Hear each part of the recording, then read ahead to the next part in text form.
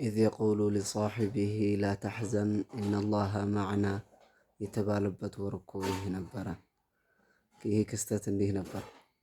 ነቢ ዓለይሂ ሰላቱ ወሰላም ወደ አላህ ተባረከ ወተዓላ ጥሪ ማድረግ ከጀመሩ በኋላ እንግዲህ ያመኑት ደካሞችን ማሰቃየት ጀመሩ ኩፋሮች። ከዛ ከፊሉን ነቢ ዓለይሂ ሰላቱ ወሰላም መጀመሪያ አካባቢ ወደ ሐበሻ ሂጅራ እንዲያደርጉ ነገሯቸው። ከዛ ከጊዜ በኋላ አላሁ ተባረከ ወተዓላ ትእዛዝ ሰጣቸው ለነቢ ዓለይሂ ሰላቱ ወሰላም ወደ መዲና ጉዞ እንዲያደርጉ። ይህም የሆነው ኩፋሮች የተለያዩ መንገዶችን ፈለጉ ነቢን ዓለይሂ ሰላቱ ወሰላም ዳዕዋቸውን ለማስቆም።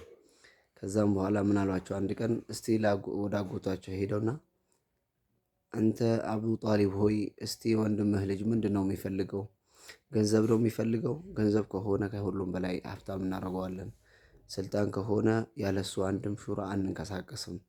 ምንድን ነው የሚፈልገው ሲጠይቅልን ብለው ይልኳቸዋል፣ አቡ ጣሊብ ማለት ነው። ከዛ ነቢ ዓለይሂ ሰላቱ ወሰላም ይሄንን ነገሯቸው። በሚነግሯቸው ሰዓት ወላሂ ያ ዓም አጎቴ ሆይ በአላህ እምላለሁኝ አሉ፣ ፀሐይን በቀኝ እጄ ጨረቃን ደግሞ በግራ እጄ ቢያደርጉልኝ ወላሂ ከዚህ ዳዕዋ ወደ ኋላ አልልም አሉ።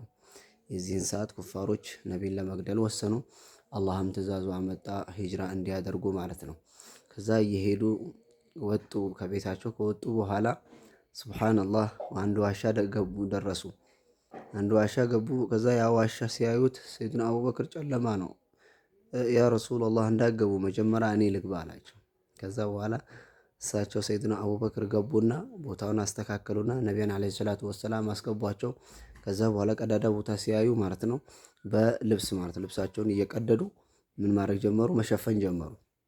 ከዛ አንድ ቀዳዳ ትቀራለች። የዛኔ በእግራቸው ይሸፍኗታል።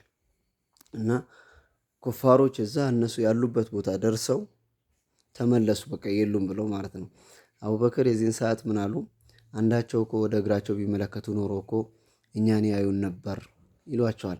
ከዛ ነቢም ዓለይሂ ሰላቱ ወሰላም አሏቸው ላ ተሕዘን ኢነላሃ መዕና፣ አታስብ አላሁ ተባረከ ወተዓላ ከኛ ጋር ነው የሚለውን ንግግር ነቢ ዓለይሂ ሰላቱ ወሰላም ለአቡበክር ነገሯቸው።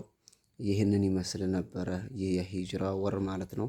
ይሄ ሙሐረም ወር እና እኚህ ነቢ ላይ ሰላት አለ ነቢ ልናወርድ ይገባል።